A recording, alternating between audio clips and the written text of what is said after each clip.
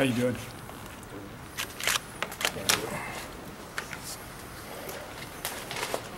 Ready? Yep. Far away. Well, first, look back when you watched the film from Saturday. What kind of stood out to you about the performance? I thought it was a much better first half. Played better football. Second half, more of the things that we dealt with in the first game creeped in. So, the battle of improving to gain consistency right now is really the mission, that we're on. But a better game, but still a lot of concerns. Coach Chiswick said Demetrius McNeil did some pretty good things out there. Did he or anybody else that kind of stand out, do anything that you saw that you liked? I thought his effort, his effort on the field was special. We've all got to execute better, but I thought the effort that he showed out there was outstanding. To Sharvin, pretty impassioned, talk earlier. Has he taken it upon himself, or other seniors on that defense taking it upon themselves to get this thing turned around? I think they're better. I think there's a lot of indicators that we want to get better, and leadership is one of those things that you have to have, especially with kind of a whole new system and a new leadership style, so to speak. Again, it's a process, and we've got to stay on the road to getting better, and we'll count on leaders like T-Bell to help that out. As their coach, do you like seeing when the players themselves get feisty and take? Oh, I think it's vitally important. Vitally important. And the harder you work, the more you invest as a player, the more important it becomes. So, it's our responsibility to continue to work them hard. Encourage them to prepare differently. And again, the more they put into it, the more important it becomes. Brian, it doesn't seem like you guys have played a lot of pass defense. Is that a result of personnel, or is that basically the way you normally do it? Or? Well, no. Again, that always seems to be a question that comes up with defensive coaches. But we're not built to play a lot of press man right now, and it's one of the areas that I'll watch the one-on-ones again today that we've got to go out and practice, and we've got to get better at. Again, a lot of our mission has been to, cut down on big plays over our head. That was a battle a year ago. And, we've been able to do that in the first two games in a better way, but it still came up, with one big shot on Saturday. But, we're going to play to our players' strengths. Right now, that's not one of our strengths, and we'll continue to work on it, and hopefully you'll see more of that down the line. Talk about Louisiana Monroe, what you've seen on film with their offense. High-energy offense. I think that they're skilled people. Their entire offense, I think, is excited about what they do. Do a good job both running the football and throwing the ball, but I think their run game works well off their passing game, so to speak. Get into routes quickly, and they're excited about what they're doing. They got a quarterback that's different, great instinct, creative. It gives them a chance to create big plays. Brian, going back to the press man, is that something that you would want to do? I mean, are you trying to get the personnel, attract the personnel to do that? Well, I think we all would like to be able to do that. I don't think there's a defensive coach in the country that wouldn't like to do that. And there's different philosophies. If you come from a Tampa 2 system where you're using squat corners and such, that's one thing. That's not my take on it. I'd like to be playing more man, more tighter matchup zones and such. But again, we've got to earn our way and create that. Our problem right now is stopping the run. Now. I mean, we've got to chore that up and do much better. What's been the issue with that? Well, I think there's been a combination. I thought the first game we didn't have very many misfits, just bad tackling. you know. And the bad tackling showed up again Saturday on a couple occasions. But we did a couple issues, especially with the draw. You know, we didn't fit the draw properly. And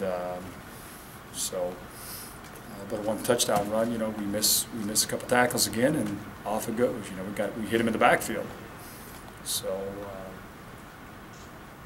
again, you know, becoming good, becoming consistent, and making sure that you stay on and emphasize the things that are obvious to everybody that need to be improved is what we have to do. I mean, there's no shortcut to it. It's hard work, and it's a group of people that have to commit to being better.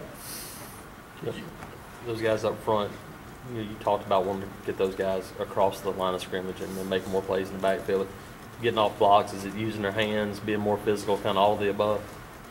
Are they, or is that the key to them improving, just kind of being more physical? I think so. You know, I think so. Yeah. You know, we'd like to have more production up inside in our defense, and again, it's not been real good the first couple games here, and we've got some, you know, a couple developmental guys there that need to, you know, continue to grow in the process, and hopefully the green light goes on, you know, and all of a sudden we see better play. I'm confident that that'll happen. Again, we're just trying to speed that process up. Did you watch any of that Louisiana Monroe game Saturday night live? And if so, what were your thoughts as you were watching it? Boy, I thought it was a pretty wild game, you know, to watch. It was, I thought the quarterback did a great job in creating a lot of things, and then after watching it on film, just they create a lot of issues for you on defense. And, I don't know, there's some 103 plays. You know, so you go out there and play defense for that many plays, you know, you're going to be tired. Arkansas got tired in the fourth quarter. Against a quarterback like that, you know, it's hard to pin him down, whether he's passing or running the football, obviously. How much of a pain can that become on third downs? No, it's awful. You know, it's awful.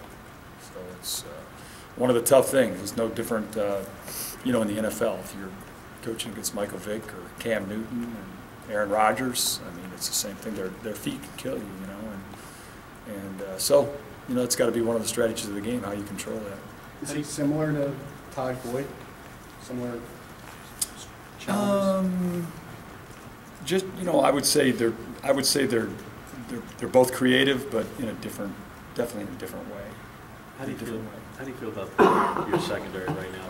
Fairly fluid personnel-wise. How do you feel about them going up against a team that's going to pass 50, 60 times possibly?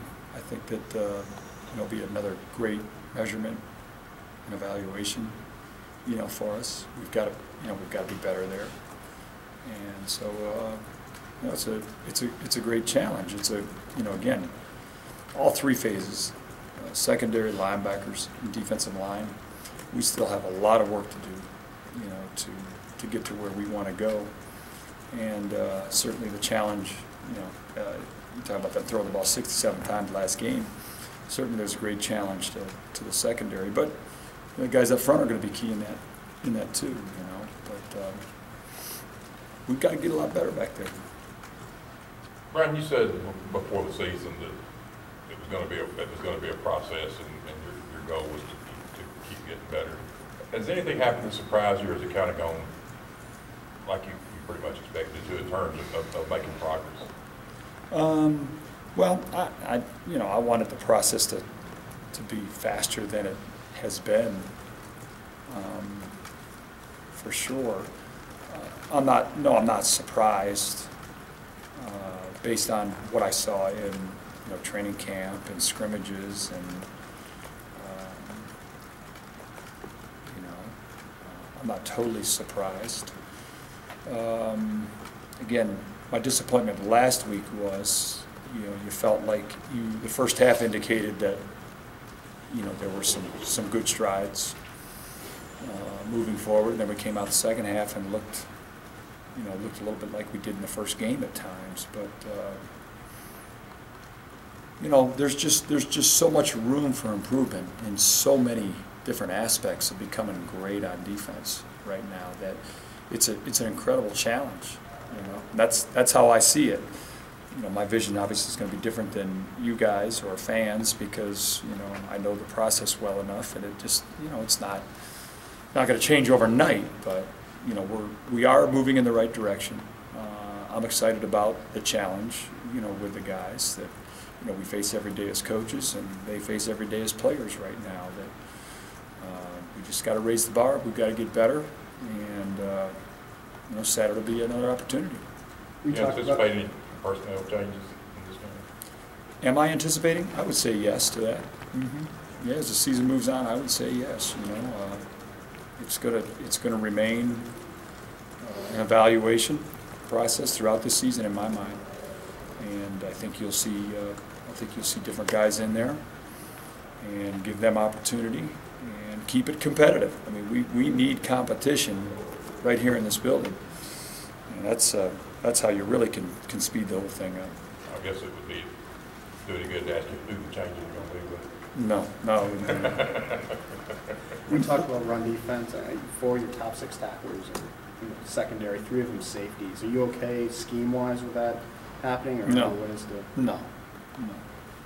How do you Obviously not. How do you keep them in the front 7? I don't know how to exactly answer that. We got to play better.